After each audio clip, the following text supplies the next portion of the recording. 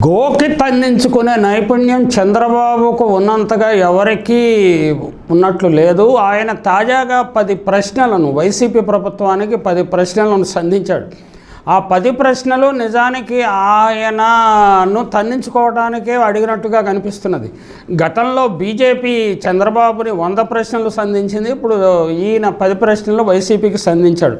అందులో ప్రత్యేక హోదా గురించి సంధించాడు. ఏదో నీకు 20 పార్లమెంటు సభ్యులు ఇస్తే నేను ప్రత్యేక హోదా సాధిస్తాను అన్నట్లుగా చెప్పావు కదా, ఇప్పుడు ఏం చేసావు ప్రత్యేక హోదా అని. ప్రత్యేక హోదా అనేది ఎలా జరిగిందో దాని చరిత్ర ప్రజలందరికీ, తెలుగు ప్రజలందరికీ బాగా తెలుసు. ఏదో వెంకయ్య నాయుడు గారు ఫస్ట్ లేవనెత్తాడు ప్రత్యేక హోదా గురించి అనే ప్రశ్న, అది చాలా తరచుగా ప్రచారం చేస్తున్నారు. నిజానికి ప్రత్యేక హోదా గురించి, ఆంధ్రప్రదేశ్కు కావాల్సిన రక్షణల గురించి 10,000 ప్రపోజల్స్, 10,000 సూచనలు ఆన్లైన్లో ప్రభుత్వానికి పంపించారు, కేంద్ర ప్రభుత్వానికి పంపించారు. కానీ వాటిని ఎవరూ పట్టించుకోలేదు. నిజానికి శ్రీకృష్ణ కమిషన్ను పట్టించుకోలేదు, శ్రీకృష్ణ కమిటీ నివేదికను పట్టించుకోలేదు. హడావుడిగా కాంగ్రెస్ వాళ్ళు, బీజేపీ వాళ్ళు కలిసి చేసిన కుట్రకు ఉమ్మడి ఆంధ్రప్రదేశ్ బలైపోయింది. మొదటి భాషా ప్రయుక్త రాష్ట్రమైన ఆంధ్రప్రదేశ్ని ముక్కలు చెక్కలు చేసి ప్రాంతీయ పార్టీలను బలహీనపరిచి తాము బలపడాలని 2 జాతీయ పార్టీలు చేసిన కుట్రకు ఆంధ్రప్రదేశ్ బలైపోయింది. అది వేరే కథ. దాని గురించి చాలా లోతుగాను విస్తృతంగాను చర్చించాల్సి ఉంటుంది. ఎంత స్థాయిలో చర్చ జరగాలో అంత స్థాయిలో నిజానికి అక్కడ చర్చ జరగలేదు. ఆంధ్రప్రదేశ్కు చెందిన ప్రతి నాయకుడిని అస్థిరపరిచి కేంద్రంలో అప్పుడు అధికారంలో ఉండే కాంగ్రెస్ పార్టీ కుట్రపూరితంగా రాష్ట్రాన్ని విభజించింది. ఎవరికి వారు తమ పరిస్థితి ఏమిటో తెలియని గందరగోళాన్ని సృష్టించింది. కొంతకాలం రాష్ట్ర విభజన చేస్తామని, కొంతకాలం రాష్ట్ర విభజన చేయమని ముఖ్యమంత్రులతో సహా ముఖ్యమంత్రులకు సైతం అబద్ధాలు చెప్పి ఆంధ్రప్రదేశ్ ప్రజలను కేంద్రంలోని 2 ప్రధాన రాజకీయ పార్టీలు మోసగించాయి. ఈ చరిత్రను తుడిచేస్తే చెరిగిపోదు. విభజన చేయటంకే కాకుండా విభజన తర్వాత కూడా అధికారంలోకి వచ్చిన బీజేపీ పార్టీ తెలుగు ప్రజలను మోసగిస్తూనే ఉంది, ముఖ్యంగా ఆంధ్రప్రదేశ్ ప్రజలను మోసగిస్తూనే ఉంది. మరి వెంకయ్య నాయుడు గారు చేసిన ప్రతిపాదనను ఏదో కాంగ్రెస్ వాళ్ళు చట్టంలో పెట్టలేదు కాబట్టి మేము ఇవ్వటం లేదు అనే ఒక సాకు రప్పించారు. తర్వాత ఇంకొక కుంటి సాకు ఏంటంటే ఆర్థిక సంఘం ప్రత్యేక హోదా ఇవ్వవద్దు అని సిఫారసు చేసిందని. ఆర్థిక సంఘం అధ్యక్షులుగా గత అధ్యక్షులు, ప్రస్తుత అధ్యక్షులు కూడా ప్రత్యేక హోదాకు ఆర్థిక సంఘానికి ఎటువంటి సంబంధం లేదని స్పష్టంగా ప్రకటించిన బీజేపీ నాయకులు ఆ కహాని వినిపిస్తూనే ఉన్నారు, ఇప్పటికీ వినిపిస్తూనే ఉన్నారు. ఇది ఒక మోసపూరిత రాజకీయ వ్యవస్థలో, పద్మవ్యూహంలో తెలుగు ప్రజలు, ముఖ్యంగా ఆంధ్రప్రదేశ్ ప్రజలు ఇరుక్కుపోయారని గమనించాల్సి ఉంటుంది. రాష్ట్రాన్ని విభజించినప్పుడు హైదరాబాదు 10 సంవత్సరాలు రాజధాని అన్న విషయాన్ని చంద్రబాబు అనే ఒక కపట రాజకీయ నాయకుడి వల్ల ఇక్కడ 10 సంవత్సరాలు ఉండాల్సిన ఆంధ్రప్రదేశ్ హఠాత్తుగా తట్టాబుట్టా సర్దుకొని అమరావతికి వెళ్ళిపోవాల్సి వచ్చింది. అక్కడ అమరావతి నిర్ణయాన్ని కూడా సశాస్త్రీయంగా శివరామకృష్ణ చేసిన సిఫార్సును కాకుండా చంద్రబాబు కమిటీ, నారాయణ కమిటీ, ఇంత కార్పొరేట్లు ఇలాంటి వాళ్ళు లేక ఒక సామాజిక వర్గానికి ప్రయోజనం చేకూర్చే విధంగా నిర్ణయం తీసుకున్నారు. అప్పుడు కూడా కేంద్రంలో అధికారంలో ఉన్న బీజేపీ ప్రభుత్వం పల్లెత్తు మాట అనలేదు. అప్పుడు వారిద్దరూ భాయి సంబంధాలు ఉండటం వలనో ఎందువల్లనో చెప్పలేదు. అంటే తెలుగు జాతి ప్రజల దీర్ఘకాలిక ప్రయోజనాలు దెబ్బతింటాయన్న ఆలోచన, లేకపోతే అమరావతిలోనే ఏకైక రాజధాని పెడితే మళ్ళీ ఆంధ్రప్రదేశ్లో ప్రాంతీయ విభేదాలు చెలరేగుతాయి, హైదరాబాదులో జరిగిన నష్టం లాంటిదే తెలుగు ప్రజలకు రాయలసీమ, ఉత్తరాంధ్ర ప్రజలకు నష్టం జరుగుతాయన్న కనీస అవగాహన కానీ ఒక స్టేట్స్మెన్ లైక్ పాలిటీషియన్ ఎవరు లేకపోవటం వల్ల అక్కడ నష్టం జరిగింది.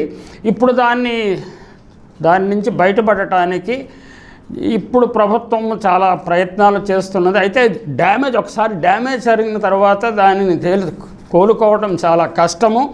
ప్రత్యేక హోదా గురించి చంద్రబాబు నాయుడు ప్రశ్నించడము ఆ కుట్రలో భాగం. చంద్రబాబు నాయుడు కూడా కుట్రలో భాగం. రాష్ట్రాన్ని విభజించడానికి ఆయన అనుకూలంగా 2 లేఖలు ఇచ్చారు.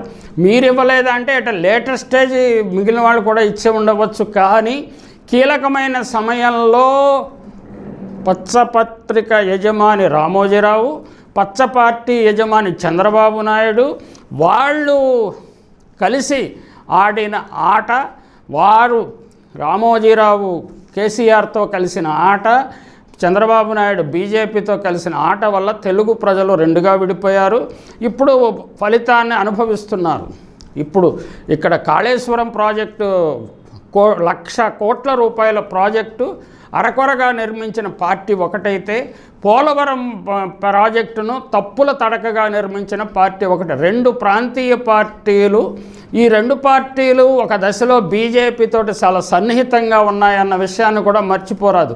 ఈ రెండు పార్టీలు కాంగ్రెస్తో కూడా ఒక దశలో సన్నిహితంగా ఉన్నాయన్న విషయాన్ని మర్చిపోరాదు. అలాగే ఈ తెలుగుదేశం పార్టీ కాంగ్రెస్తో కూడా కలిసిమెలిసి ఉన్నదన్న విషయాన్ని మర్చిపోలేదు. ఇది కుట్రపూరితంగా జరిగిన ఈ పద్మవ్యూహంలో తెలుగు ప్రజలు గిలగిలలాడుతున్నారు. ఇప్పుడు కేంద్ర ప్రభుత్వంలో ఎవరు అధికారాలు ఉంటే వాళ్ళ మోచేతి నీళ్లు తాగే విధంగా తెలుగు జాతిని వారు దిగజార్చారన్న విషయాన్ని మర్చిపోరాదు. ప్రత్యేక హోదా గురించి చంద్రబాబు నాయుడు ప్రశ్నించడం మరీ అధ్వాన్నంగా ఉంది.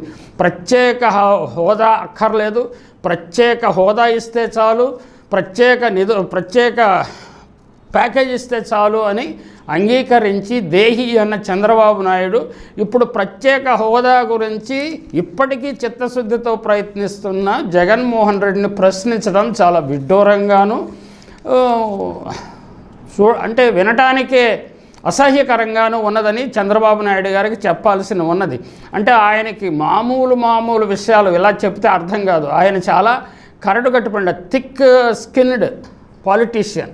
ఆయన విమర్శలు అసలు పట్టించుకోడు, ఆయన సద్విమర్శలు అసలే పట్టించుకోడు. ఆయనకి ఏదైనా ఉపయోగకరం ఉంటే తీసుకుంటాడు. చంద్రబాబు నాయుడు ప్రతి దశలోనూ రాజీ పడటం వల్లనే రెండు రాష్ట్రాల్లోనూ తాము ఆధిపత్యాన్ని పెంపొందించుకోవచ్చు. ఇక్కడ ఆంధ్రప్రదేశ్లో తాను, తెలంగాణలో తమ మాట వినేవారిని రాజకీయాల్లో ముందుకు తీసుకురావాలని ప్రయత్నం చేశారు. రెండు చోట్ల ఘోరంగా దెబ్బతిన్నారు. తాత్కాలిక విజయం సాధించిన 2014, 2019 తర్వాత ఆంధ్రప్రదేశ్లో ఘోర పరాజయం చెందారు. ఇప్పుడు 2018లో ఇక్కడ వారు టీడీపీ చేయగలిపిన కాంగ్రెస్ పూర్తిగా ఓడిపోయింది. ఇప్పుడు తాజాగా 2024లో తెలుగుదేశం అసలు ఇక్కడ పార్టీ లేకుండానే పోయింది. అంటే కాంగ్రెస్ వారు నెగ్గారు, మేము వారికి సపోర్ట్ చేశామంటే, అంటే లంకకు వారధి కట్టే వాళ్ళలో ఉడత సహాయం కూడా ఉంటుంది. అలాంటి ఉడత సహాయం ఏమన్నా చేశాడేమో, కానీ ఈ ఉడతల వల్ల ఏమవుతుందండి, అది జరిగే ఇది కాదు. ఆయనకి ప్రాధాన్యత పూర్తిగా కోల్పోయాడనే విషయం అర్థం చేసుకోవాలి. 7 ఉండే ఒక కమ్మ సామాజిక వర్గం ఎమ్మెల్యేలు 4కి తగ్గిపోయారు. ఈసారి ఆంధ్రప్రదేశ్లో ఇప్పుడు 14 మంది ఉన్నారు. ఏ స్థాయికి తగ్గిపోతారో చూడాల్సిన అవసరం ఉన్నది. అంటే చిత్తశుద్ధితోటి ప్రజలకు సహాయం చేయాలి, రాష్ట్ర భవిష్యత్తును దృష్టిలో పెట్టుకోవాలి అనే ఆలోచన లేని ఒక నాయకుడు, చంద్రబాబు లాంటి నాయకుడు ఇప్పుడు 10 ప్రశ్నలు లేవనెత్తటమే చాలా విడ్డూరంగా ఉన్నది. అందులోనూ ప్రత్యేక హోదా గురించి మాట్లాడటము, పోలవరం గురించి మాట్లాడటము. ప్రత్యేక హోదాను నీళ్లుగార్చిన మొట్టమొదటి నిందితుడు చంద్రబాబు నాయుడు, తర్వాత ఆయన పార్టీ. ఇప్పుడు పోలవరం ప్రాజెక్టును లోపభూయిష్టంగా నిర్మించిన వాడు చంద్రబాబు నాయుడు, ఆయన పార్టీ ప్రభుత్వము. 72% పూర్తయిపోయిందట పోలవరం. ఎవరు పూర్తి చేశారు? చంద్రబాబు నాయుడు ఏమైనా పూర్తి చేశాడా? నామా నాగేశ్వరరావు, నవయుగ కంపెనీ, ట్రాన్స్ట్రాయ్ కంపెనీ, రాయపాటి సాంబశివరావు వీళ్ళైనా పూర్తి చేసింది ఈ ప్రాజెక్టు 72%. నువ్వు పూర్తి చేసింది 6 to 7% ఉండొచ్చు. అది కూడా లోపభూయిష్టంగా నిర్మించావన్న విషయము నిపుణుల కమిటీ తేల్చింది కదా. నువ్వు ప్రాజెక్టు డిలే కావటానికే చంద్రబాబు కారణం. చంద్రబాబు నాయుడు ఏ విధంగా ప్రశ్నిస్తాడు అసలు కొత్త ప్రభుత్వాన్ని? రాజశేఖర్ రెడ్డి గారు కుడి కాలువ ఎడమ కాలువ దాదాపు పూర్తి చేశాడు, 70-80% పూర్తి చేశాడు. అక్కడక్కడ చిన్న కొరవలు ఉంటే చంద్రబాబు నాయుడు తర్వాత అపారంగా భూమికి నష్టపరిహారం అపారంగా పెంచేసి కాంట్రాక్టర్లతో కుమ్మక్కై పూర్తి చేశాడు. పూర్తి చేయలేదని మనం చెప్పొద్దు.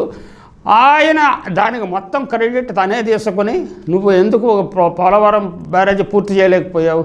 రింగ్ బండ్ వాల్స్ తప్పు నిర్మాణం చేశాడు, డయాఫ్రమ్ వాల్ తప్పు నిర్మాణం చేశాడు, కాఫర్ డ్యామ్ పూర్తి కాకుండా ఇంకా వేరే నిర్మాణాలు చేశాడు, డయాఫ్రమ్ వాల్ కట్టాడు, స్పిల్వే లోపభూయిష్టంగా చేశాడు, అవి గేట్లు అమర్చడం కూడా ఏదో కొద్దిగా ఒక గేటు అమర్చి విపరీతమైన ప్రచారం చేసి పూర్తి చేశాడు, 3 సార్లు జాతికి అంకితం చేశాడు. మరి ఏమంకితం చేశావు 72% కంప్లీట్ అయినప్పుడు అనే విషయాన్ని కూడా మన ప్రజలు ప్రశ్నిస్తారన్న కనీస పరిజ్ఞానం చంద్రబాబు నాయుడుకి లేకపోవడము దురదృష్టకరము. ఆయనే తప్పులు చేసిన ఆయనే ఎంత నిస్సిగ్గుగా ప్రశ్నలు వేస్తున్నాడు. ప్రశ్నించడానికి సిగ్గుపడాలి. ఎందుకంటే బీజేపీ ప్రభుత్వము కేంద్రంలో ఉన్నప్పుడు, తెలుగుదేశం ప్రభుత్వం ఇక్కడ ఉన్నప్పుడు 2.5-3 సంవత్సరాలు ఆ ప్రాజెక్టుని నిద్రపుచ్చారు, సుషుప్తావస్థలో ఉంచారు. దీనివల్ల రేట్లు విపరీతంగా పెరిగిపోయాయి, భూమి కాంపెన్సేషన్ పెరిగిపోయింది, నిర్మాణ వ్యయం పెరిగిపోయింది. వీటిలన్నిటికీ ఎవరు కారకులు? చంద్రబాబు కారణము, కేంద్ర ప్రభుత్వం కారణము. దోషులే ప్రశ్నించడం అనేది చాలా విడ్డూరంగా ఉన్నది. చంద్రబాబు నాయుడు ఈ ప్రశ్నలు వేయటం వల్ల ఇలాంటి అంశాలు అన్నిటినీ ప్రజల దృష్టికి వైసీపీ తీసుకువెళ్లాల్సిన అవసరం అనేది వారు ఏ మేరకు తీసుకువెళ్తారో మనం చూడాలి. ఈ ప్రజల దృష్టికి తీసుకెళ్తే ప్రజలు రాగద్వేషాలకు అతీతంగా నిర్ణయాలు చేస్తారు. పోలవరం గురించి చంద్రబాబు ఎంత తక్కువ మాట్లాడితే అంత మంచిది. ఆయన నరేంద్ర మోడీ గారు స్వయంగానే చెప్పారు కదా, అది ఎనీ టైం మనీ ఏటీఎం లాగా మారిపోయిందని. అది అక్షర సత్యము. చంద్రబాబు నాయుడు అక్షర సత్యము. దానిని ఇన్వెస్టిగేషన్ ఎందుకు చేయటం లేదు? అది రాష్ట్ర ప్రభుత్వం చేయాలా, లేకపోతే కేంద్ర ప్రాజెక్టు కాబట్టి కేంద్ర ప్రభుత్వం చేయాలా? అసలు పీపీఏ ఏం చేస్తున్నది, పోలవరం ప్రాజెక్ట్ అథారిటీ ఏం చేస్తున్నది అనే ప్రశ్న ప్రజలు అడిగితే కేంద్ర ప్రభుత్వం సమాధానం ఏం చెప్తుంది? కేంద్ర ఏజెన్సీలు సమాధానం ఏం చెప్తాయి? ఇక్కడ కాళేశ్వరం ప్రాజెక్టు లోపభూయిష్టంగా నిర్మించారు, ఇక్కడ పోలవరం లోపభూయిష్టంగా నిర్మించారు. ఈ రెండిటికి సమాధానం ఎవరు చెప్పాలి? రాష్ట్రాలతో పాటు కేంద్ర ఏజెన్సీల ప్రమేయం ఉన్నదా లేదా? ఇక్కడ కాళేశ్వరం అంటే రాష్ట్ర ప్రభుత్వం ప్రాజెక్టుని అనుకోవచ్చు. పోలవరం గురించి ఏమిటి, ఎవరు సమాధానం చెప్పాలి? చంద్రబాబు అడిగిన ప్రశ్నలకు సమాధానం చెప్పాల్సింది కేంద్ర ప్రభుత్వమే అన్న అంశాన్ని కూడా మర్చిపోరాదు. ఇక లిక్కర్ గురించి చంద్రబాబు నాయుడు హయాంలో ఎన్ని లిక్కర్ కంపెనీలకు అనుమతి ఇచ్చాడు? లిక్కర్ కన్సంప్షన్ ఏ స్థాయిలో తగ్గిపోయింది? లిక్కర్ ఆదాయం పెరిగింది. రేట్లు పెంచడం వల్ల ఆదాయం పెరిగిన మాట నిజమే.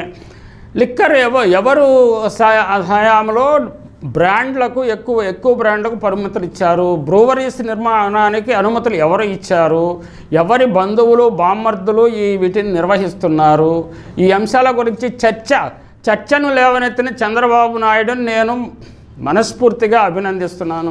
అలాగే ఇసుక గురించి కూడా ఆయన ప్రస్తావిస్తున్నాడు. ఏదో 40,000 కోట్లు ఎవరు తీసుకున్నారు? 40,000 కోట్లు ఏదో ప్రభుత్వానికి ఇప్పుడు కొంత ఆదాయం వస్తున్నది.